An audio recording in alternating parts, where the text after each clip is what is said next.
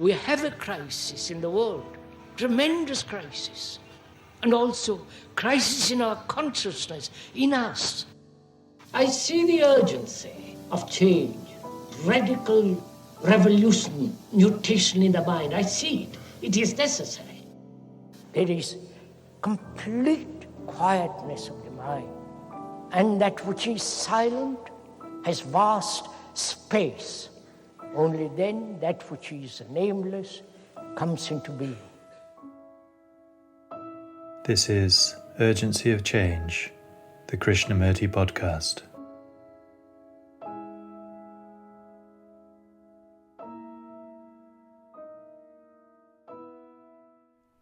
What is sorrow? Why does one suffer? Will the discovery of the cause of suffering end suffering? Hello and welcome to episode 110 of Urgency of Change. Season 3 of the Krishnamurti podcast continues with the format of extracts carefully chosen from the philosopher's talks.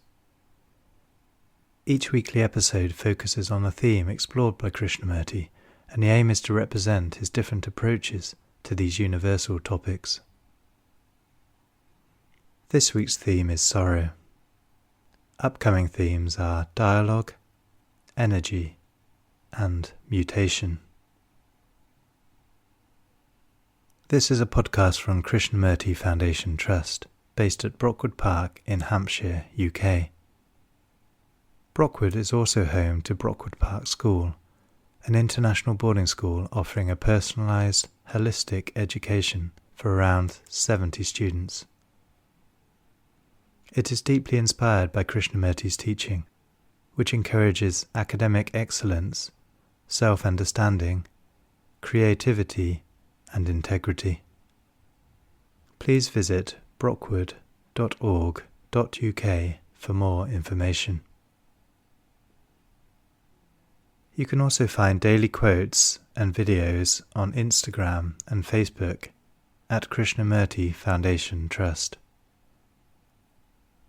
If you enjoyed the podcast, please leave a review on iTunes or Apple Podcasts, which helps our visibility.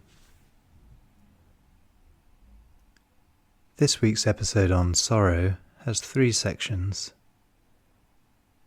This first extract is from Krishnamurti's 5th talk in Saanen, 1972, titled, What is Sorrow? I think we ought to go this morning into the question of suffering. Not only the physical ailments, the pain, old age and disease and accident, but also the whole psychological meaning of suffering. This has been one of the great problems of human beings. And apparently, one has not been able to solve it. One has run away from it, given various explanations, and the explanations are never the real thing.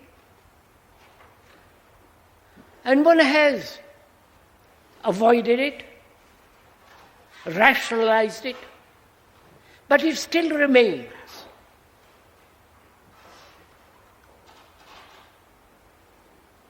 And if we could, this morning, spend some little time together over this question, perhaps it might be very beneficial.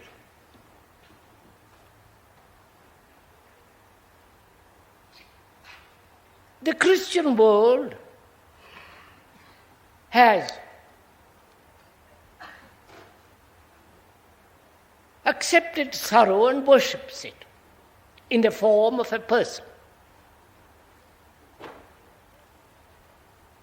And the Eastern world has various logical and illogical explanations. But man remains in sorrow. Not only personal sorrow, but also the immense collective sorrow.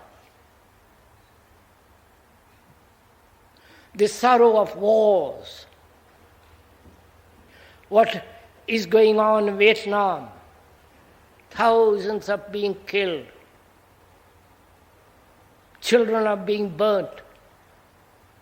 Not only in Vietnam, but also during the last war, millions were killed. In Russia, under Stalin, you know all that business. And there is this immense collective sorrow. It's like an enormous cloud.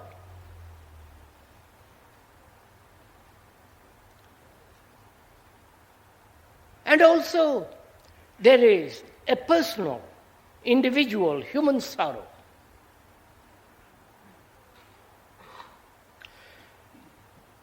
Which is caused by sense of frustration,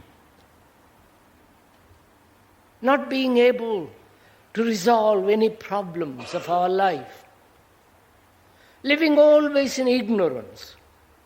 Ignorance in the sense not book knowledge, but ignorance of oneself, of what is going on within.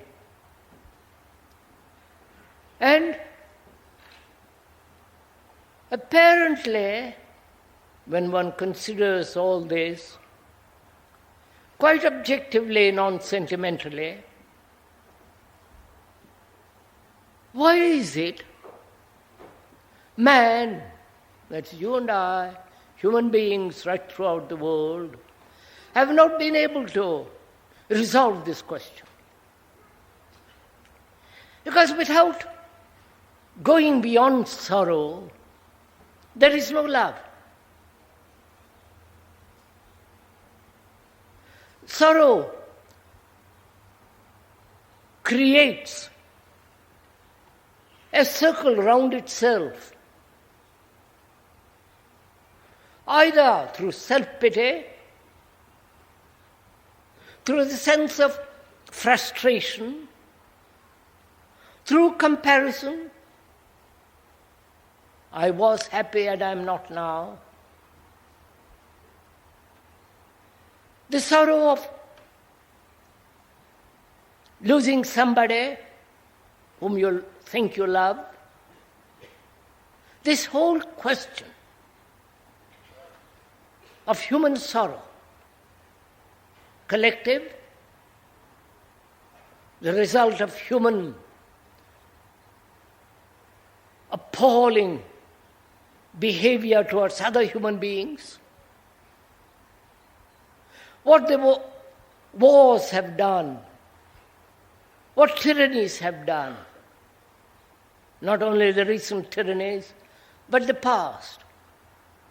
When you put all this together, your own particular sorrow, and the enormous sorrow of mankind,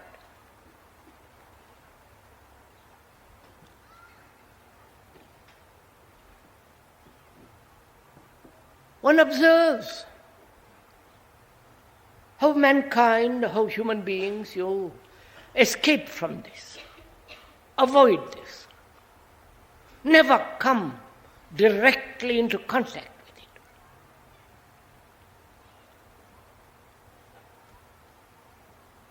And without understanding it, going into it, resolving it, however much one may seek or demand or inquire into the nature of love, it seems to me that it is impossible to find out what love is without the ending of sorrow. And if we may, this morning, let's go into it.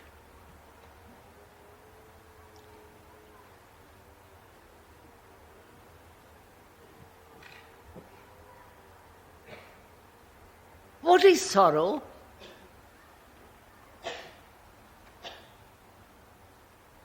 You have suffered, both physically and psychologically. You have suffered when you see children starving, poverty, what human beings have done to animals, to the earth, to the air, how they kill each other at the least provocation for their country, for their God, for their kings, queens, for their religion.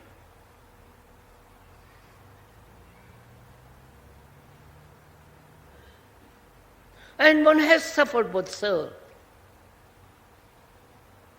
Someone whom you love or you think you love has gone.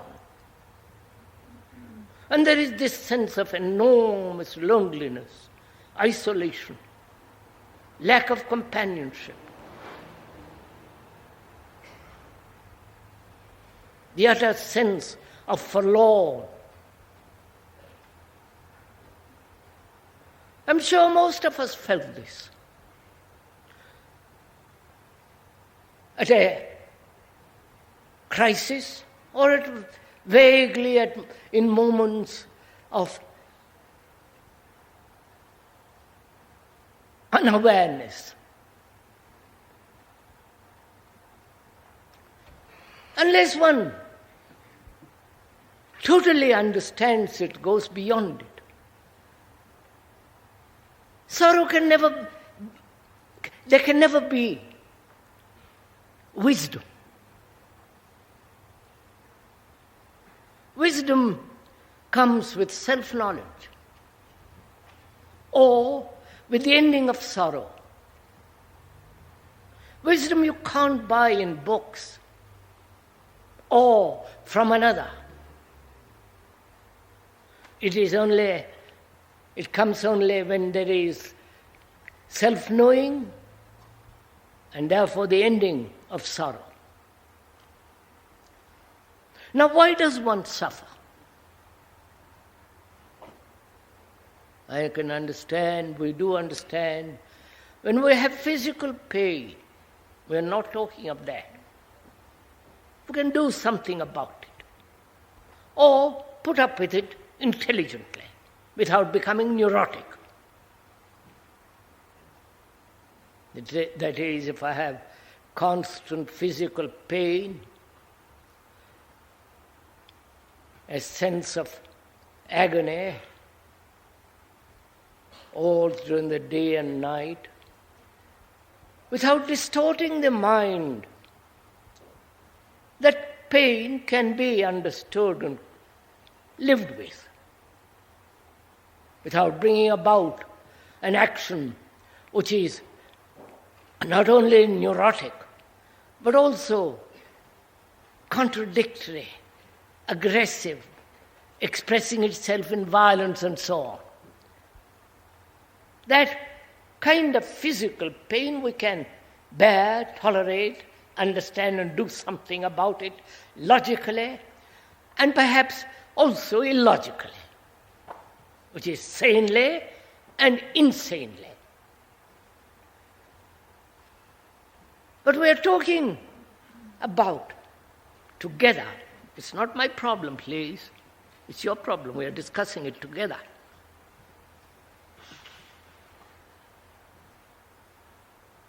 What is sorrow? Why does one suffer?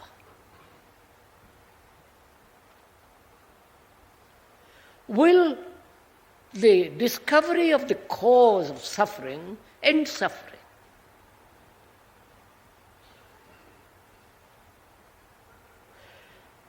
One may suffer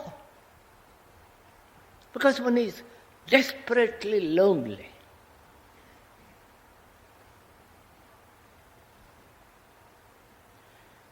In that loneliness, one has no sense of relationship with another. It's a total isolation.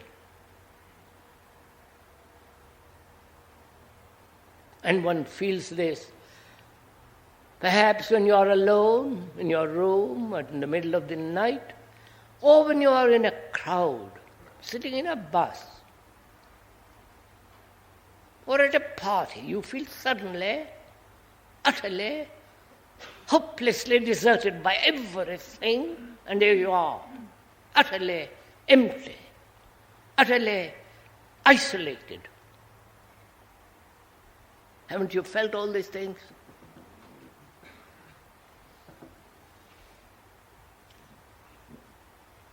This loneliness is very painful, and we escape from it through various forms, churches, social work, marriage, children, companionship, drugs, anything to escape from this great sense of isolation.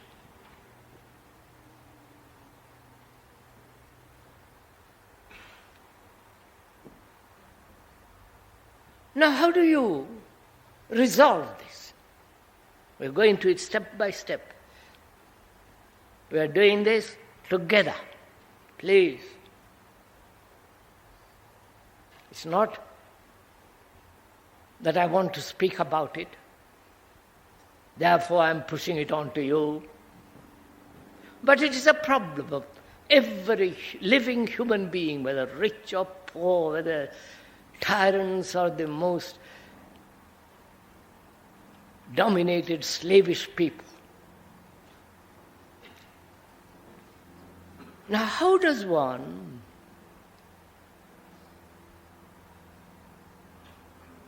go beyond this sense of utter loneliness, which is one of the factors of great sorrow?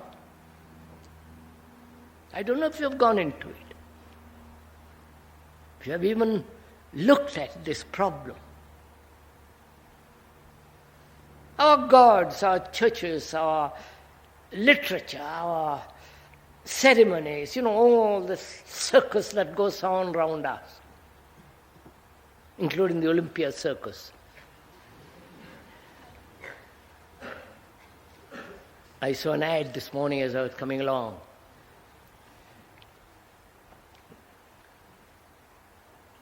Is brought about to give us comfort. That has been the function of the priest, to help us tolerate this ugly life and promising a new life in heaven. And so that becomes a marvelous escape from this sense of utter, despairing, lonely existence. So we may be married, have children, and all the rest of it. There is this isolation, which has been carefully built up through our daily activities. This self-centered existence is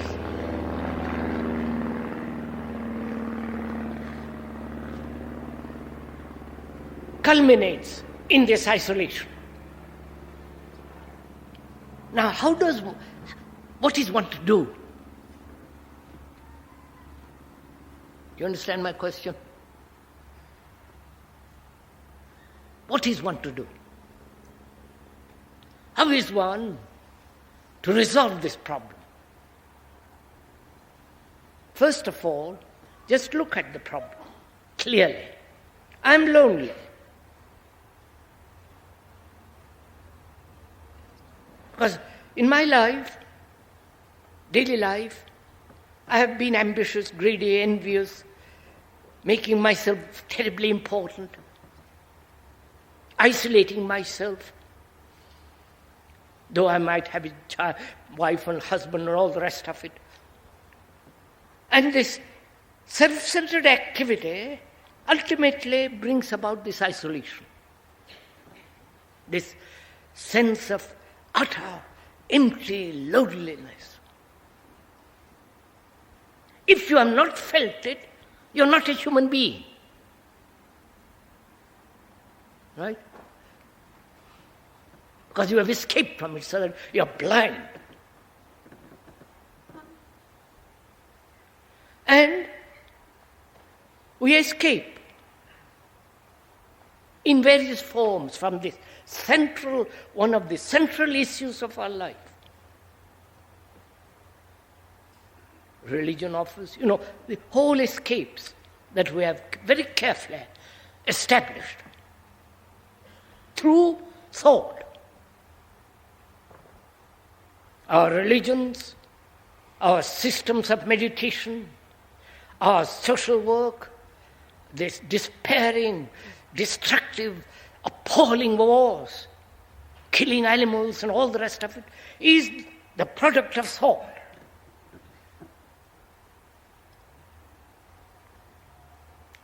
Now, what is a human being, you, to do when you are confronted, when you are aware of this sense of loneliness, which is one of the factors of sorrow?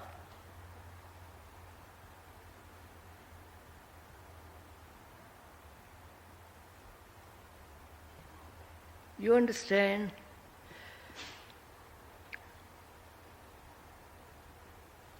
During our daily existence, we expend an energy in being concerned with ourselves. And that energy is dissipated in activities which ultimately block all expressions of energy. And that is loneliness. I don't know if you follow this. You're with? Shall I go on? You're with? We're together in this? Loneliness is, after all, a blocking all energy. Before, I was aware that I'm lonely and I expended energy in escapes of various kinds. Trivial, nonsensical, brutal, so-called spiritual, which is nonsense. And this expanse of energy has kept me going. And I suffer through loneliness, and the energy is completely blocked. I don't know if you realize this. It's quite interesting.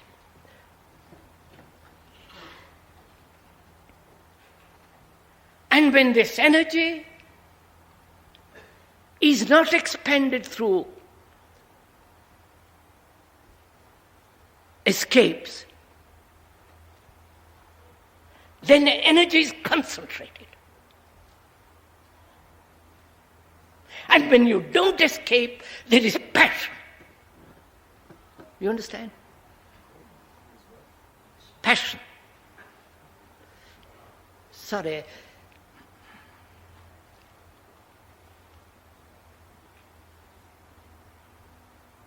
There are various kinds of passion. Sexual passion, passion for, trying to be great, trying to be better, trying to improve, trying to become some idiotic person.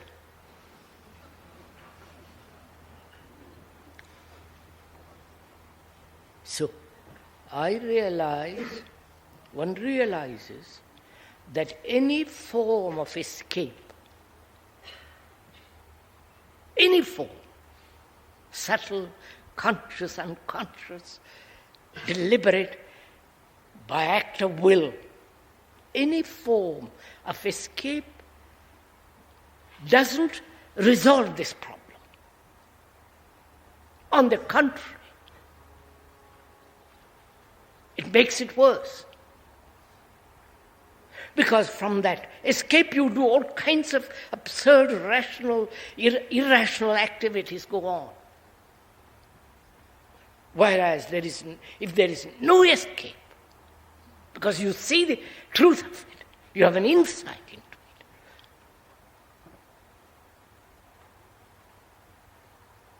Then this whole sense of loneliness disappears and something else takes place.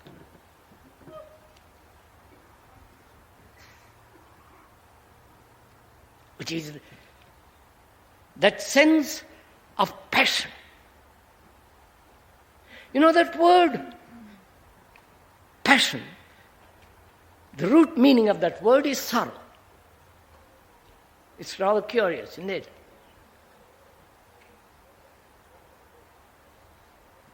When there is sorrow and no escape from it.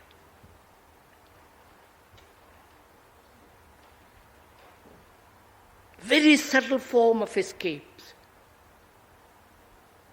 When there is no escape whatsoever, that sorrow becomes passion. I don't know if you...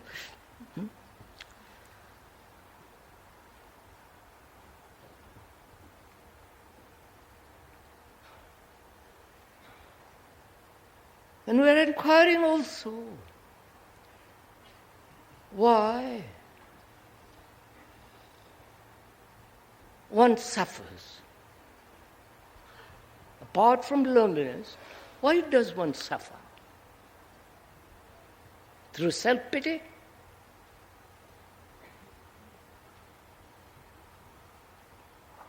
Do you know what self-pity is?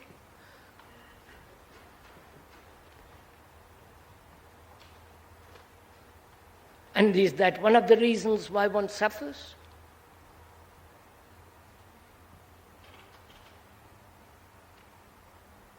Again, self-pity is concerned with oneself.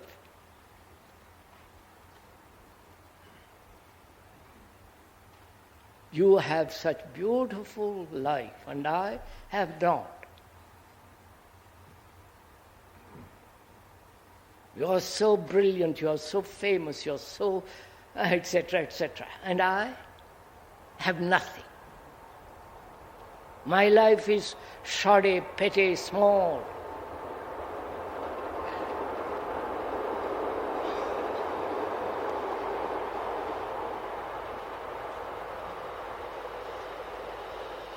So through comparison, through measurement, I feel small, inferior. And that's one of the causes of sorrow. You're following all this? Now can the mind put an end to itself, thought as measurement? And therefore no self-pity whatsoever.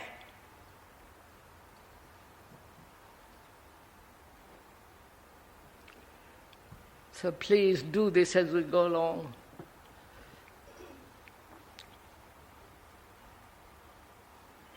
What are the other factors that bring sorrow in human life?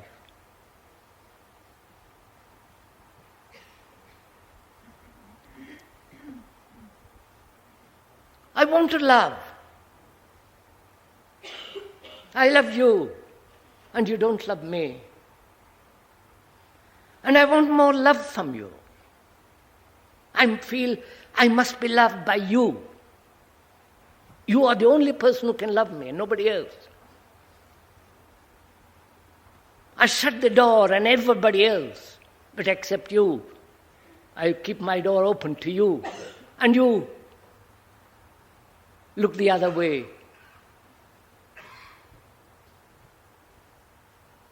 Doesn't this happen to all of you?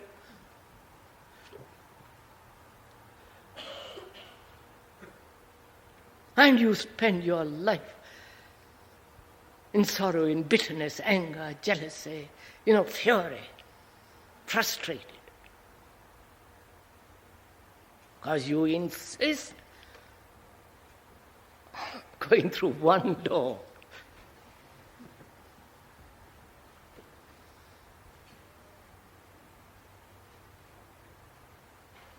And you find that you're not loved.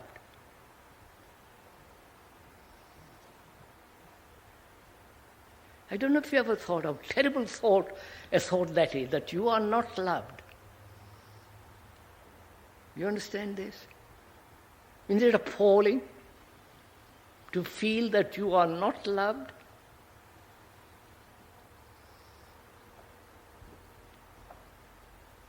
Have you ever noticed a flower on the wayside? The beauty of it, the color of it. It has a perfume. And it isn't asking you to look at it. It isn't asking you to smell it. It is there. But we human beings, we have this machinery of thought which says, I must be loved. I haven't got enough love. Or, I must love you. So, one of the factors of our sorrow is this sense of not being loved. Isn't that so? Right? And we demand that love be expressed in a certain way. Sexually, or in companionship, or in friendship. Platonically or physically.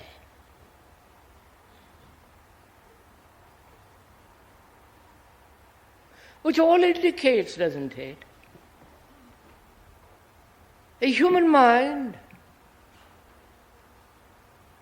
demands that it have a relationship with another based on its own urgency. Right? And so this prevents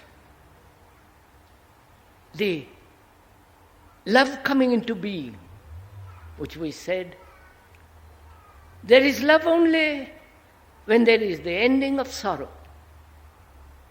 Love cannot exist within the circle or in the field of sorrow.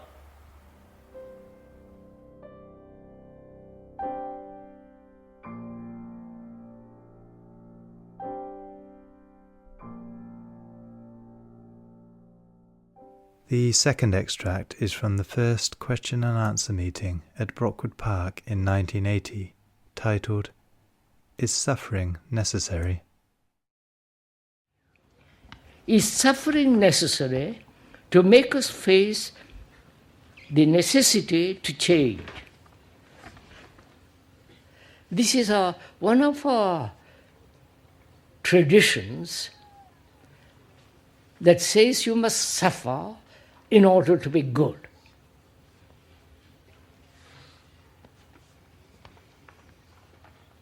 In the Christian world and in the Hindu world, they try and put different words for it. Karma and so on, so on, so on.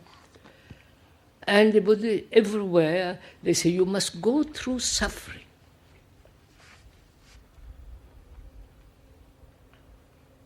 Which is not only physical suffering, but also psychologically. That is, you must strive, you must make an effort, you must sacrifice, you must give up, you must abandon, you must suppress. You know, that is our tradition, both in the East and the West. And suffering, being common to all mankind, one says you must go through that particular door.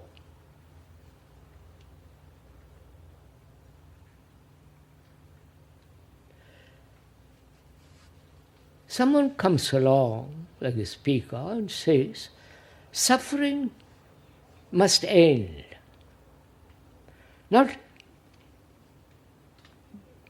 go through it, it must end. You understand what I'm saying? Suffering is not necessary. It's the most destructive element in life. Like pleasure, suffering is made personal, secretive. Mine, not yours. There is not only global suffering. Mankind has been through enormous sorrows, wars, starvations, violence. You follow? He's faced violence in different forms, suffering in different forms. And so he accepts it as inevitable and uses that as a means to become noble or change himself. We are saying on the contrary. You may reject it, question it, doubt it. Let's find out. That is, let us seek the right answer to this. Together, not because the speaker says so. Can sorrow end? Sorrow being our grief. So many ways we suffer. An insult, a look, a gesture, a wound that we have received from childhood.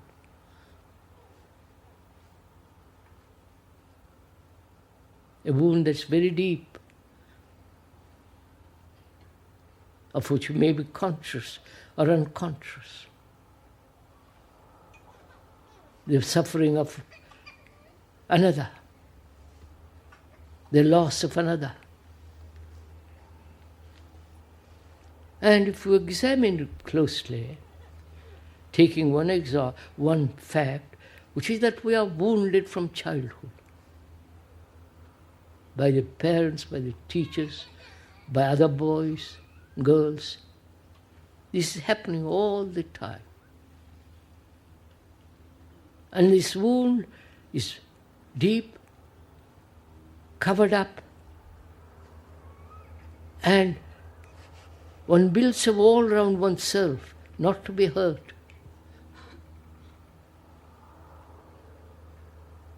And so that very wall creates fear. I don't know if you're following all this. And one asks, can this hurt?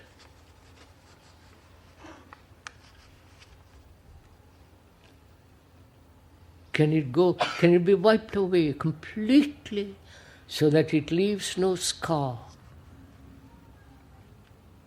Please, we are going over together, you understand? I'm sure you have been hurt, haven't you? All of you. Some way or another. It's there. And we carry it throughout our life. The consequences of that is that we become more and more isolated. More and more apprehensive. We don't want to be hurt anymore. So we build a wall around ourselves. And gradually withdraw. Isolation takes place. You know all this. So one asks, is it possible not to be hurt? Not only not to be hurt in the future, today, but also to wipe out the hurt that one has had from childhood. You understand? We are thinking this together, please. Is it possible to wipe away the wound, the hurt that one carries about with oneself, carries about all the time?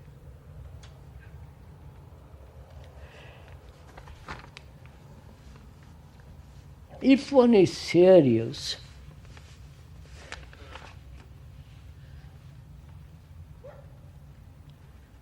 and if one should discover for oneself the cause of the hurt and what is hurt and who is hurt. You're following all this? Please.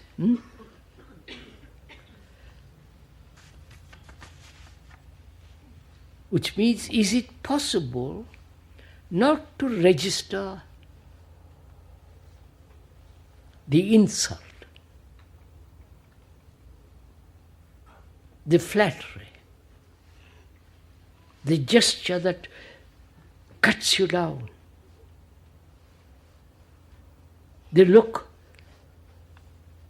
of annoyance, anger, the impatience, not to register any of that. This is really, do you want to go into it deeply? Shall we go into it deeply? The brain is instrument of registration, right? Like a computer, it registers. It registers because in that registration it finds security, safety. It's a form of protecting itself. Right? You're following this? Right, sir? And when one is called an idiot or some other insult takes place, the immediate reaction is to register it. Verbally, the word has its significance, wanting to hurt, and it is registered. Like flattery, it's also registered. Right? Now, can this registrating process come to an end? Bearing in mind that the mind, the brain, must register.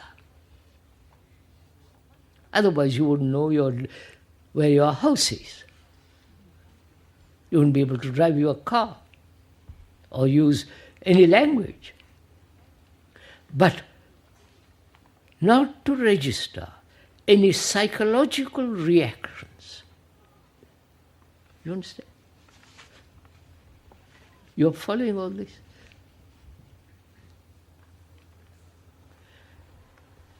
Then one will ask, how? How will I prevent registration of an insult or a flattery? Flattery is more pleasant. And therefore I like to register. But the insult, the damn, or the hurt, I want to get rid of. But both factors, insult, flattery, are registered. Now, is it possible not to register? Psychologically. Right? Can we go on with this? Huh?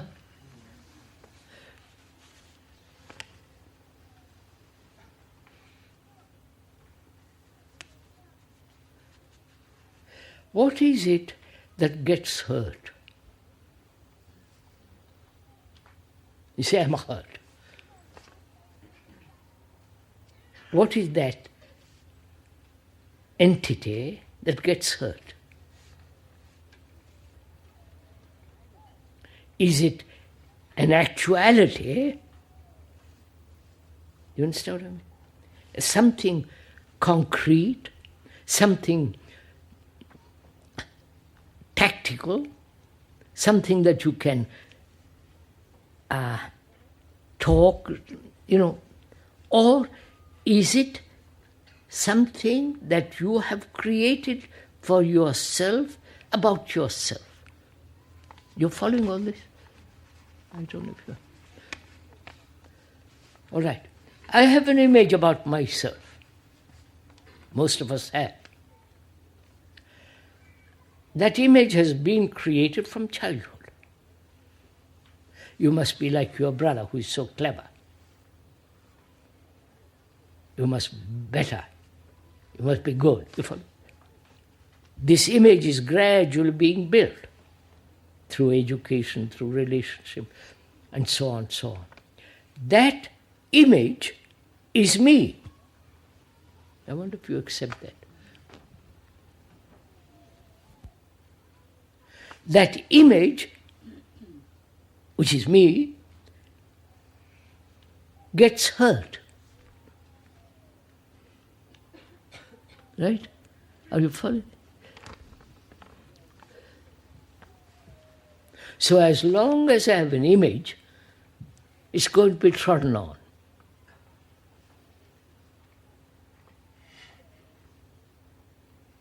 By everybody. Not only by the top intellectuals, but by anybody. So, is it possible to prevent the formation of images? Go into it, sir. Come with me, will you?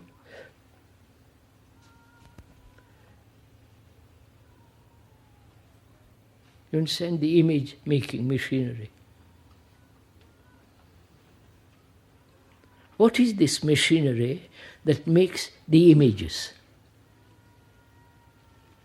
You understand the images about my country, about the politicians, about the priests, about God, about, you follow, the whole fabrication of images. Who makes these images?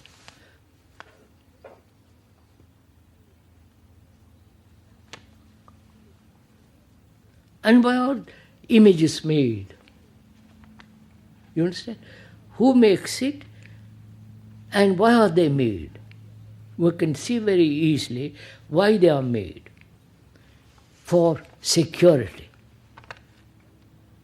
For reasons of self-protection.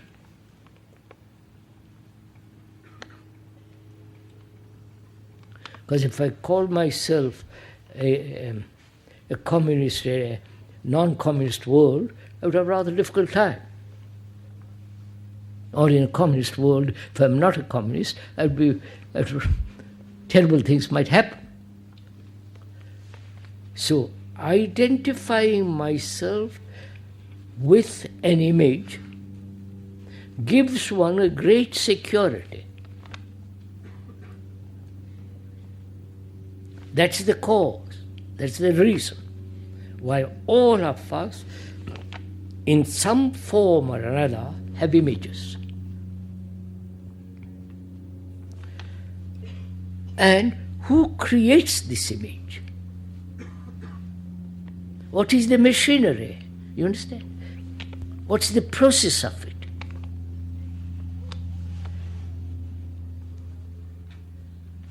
Please think it out with me. Don't wait for me to tell.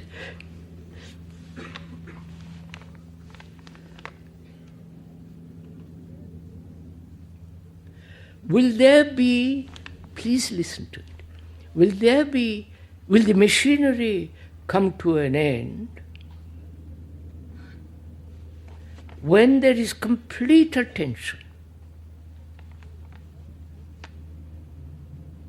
Or the machinery is set going when there is no attention.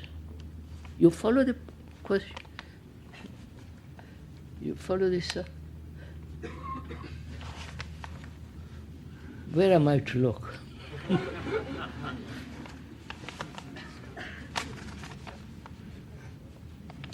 When I pay complete attention, when there is complete attention, when you call me an idiot, are you doing? You call me an idiot.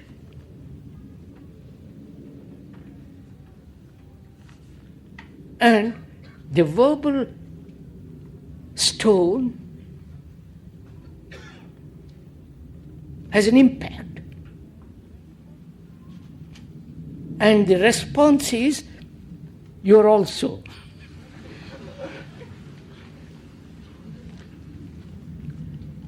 Now, can I receive that word, the meaning of that word, the insult that you want me to feel by using that word? Can I be attentive of all that instantly? You understand what I'm saying? Are we following each other? Can I be aware or attentive completely when you use that word? And you're using that word to hurt me.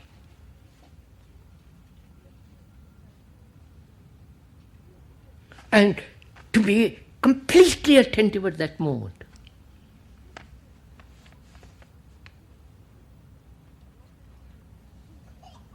It's not a shield. It's not something you put up in order to avoid.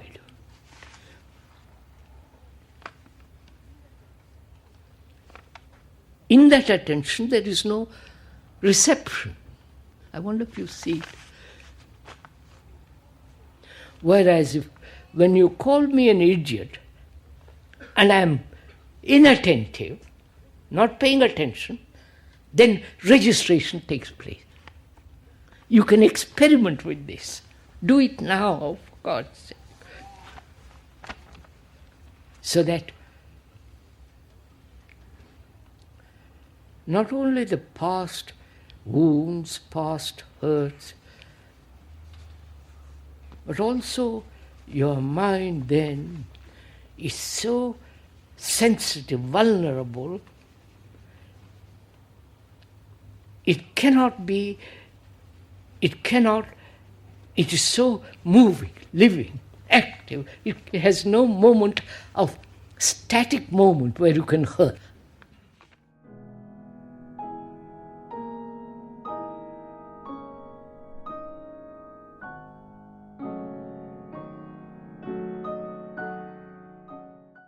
The final extract in this episode is from Krishnamurti's third talk in Ojai, 1985, titled, There Can Be No Sorrow with Love. Then we also talk over together what is sorrow. You understand? All these are related to each other. Guilt, the psychological wounds, which most people have, and what the consequences of those psychological wounds.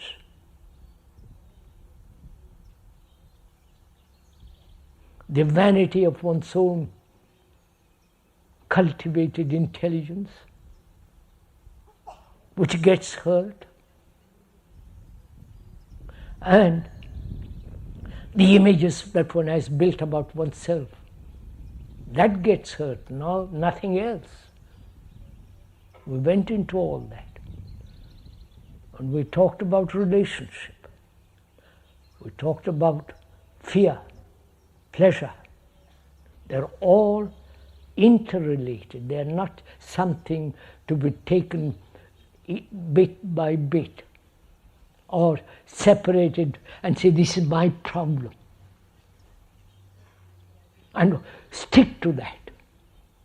If you say, I can solve that, I don't mind the rest. But the rest remains there.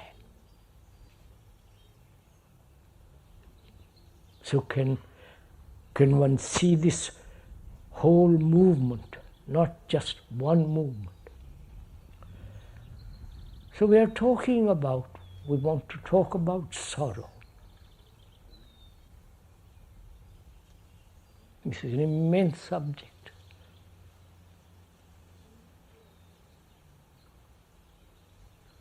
It brings tears to one's eyes. Not the words. The word sorrow has been in the minds of men and women from the beginning of time. This feeling of sorrow.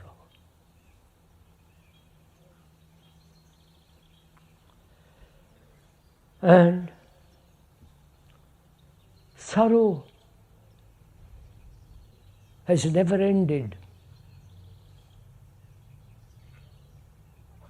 If one travels, especially in the Asiatic world or in Africa, you see immense poverty.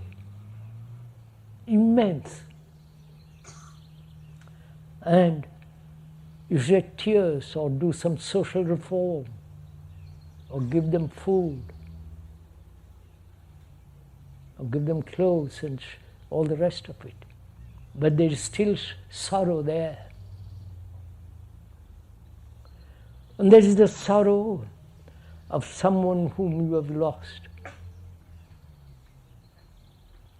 You have their picture on the mantelpiece or on the piano or hung on the wall.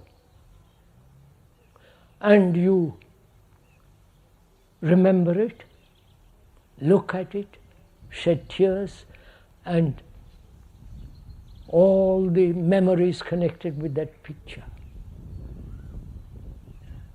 One sustains, nourishes, continues loyally with that picture.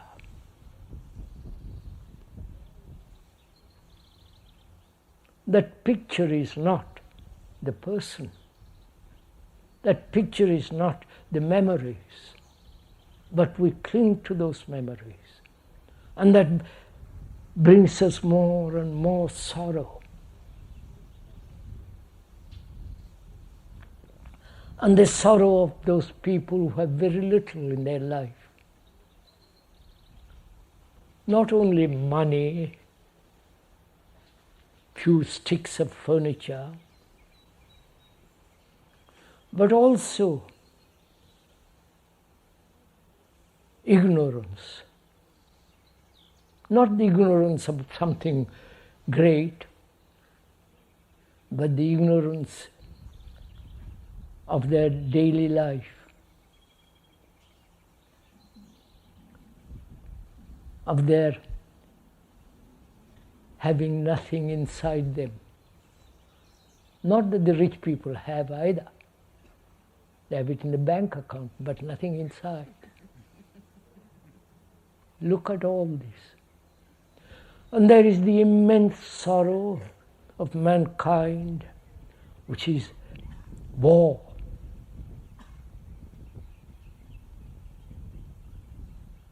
Thousands, millions have been killed. And if you have seen it in Europe, thousands of crosses, all in straight line.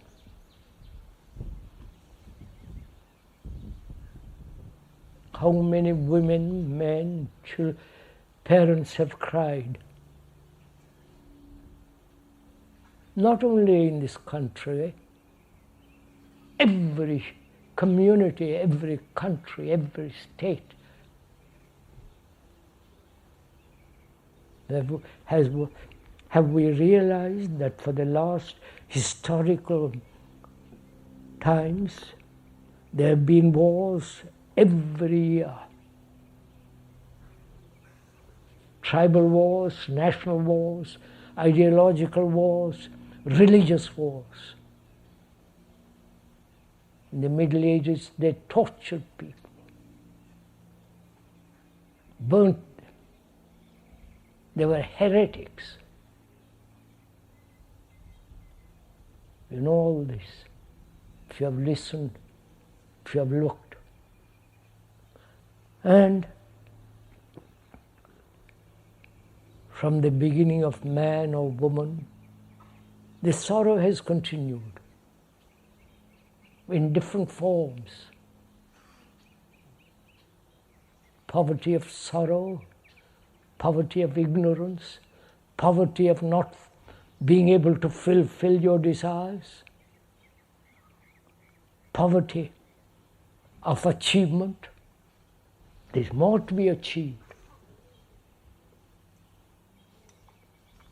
And all this has brought immense sorrow.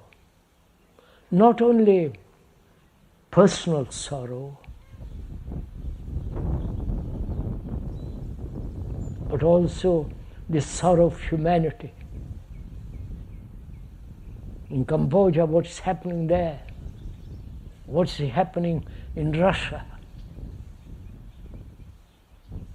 In the totalitarian states, we read about it, we never shed a tear. We are indifferent to all this because we're so consumed by our own sorrow, our own loneliness, our own inadequacy.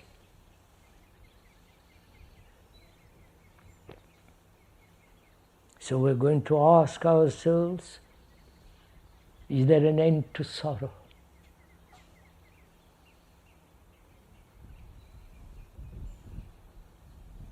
Ending, not what happens after sorrow, after the ending.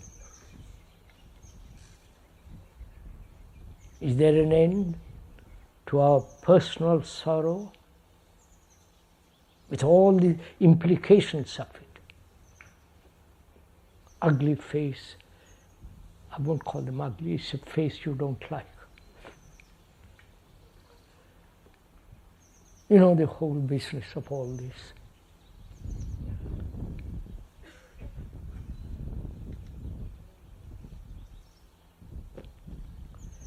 And one asks if one is at all serious, involved, committed to find out, is there an end to sorrow?